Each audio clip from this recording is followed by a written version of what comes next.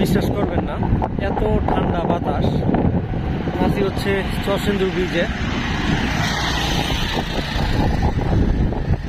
পিছনের পরিবেশটা যদি একটু দেখায়, দেখেন এই জায়গায় যদি সারা দিন দাঁড়ায় থাকা যায়, মানে সারাদিন যদি এখানে দাঁড়ায় থাকি, মনে হয় না একটু মানে ক্লান্ত অনুভব হবে। সব মিলিয়ে মানে পরিবেশটা অনেক ভালো লাগতেছে আজকে।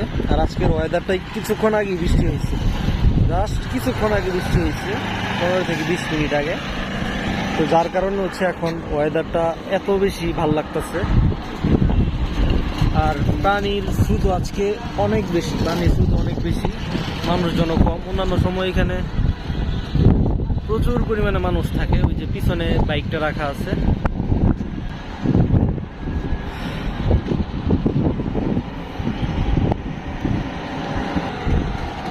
তো এইসব জায়গা আসলে যতই আপনি ঘুরবেন বা যত প্রকৃতির কাছাকাছি যাবেন, প্রকৃতি কখনোই আসলে আমাদেরকে হতাশ করে না। ভাই আমার মোবাইল যদি বইরা জানি,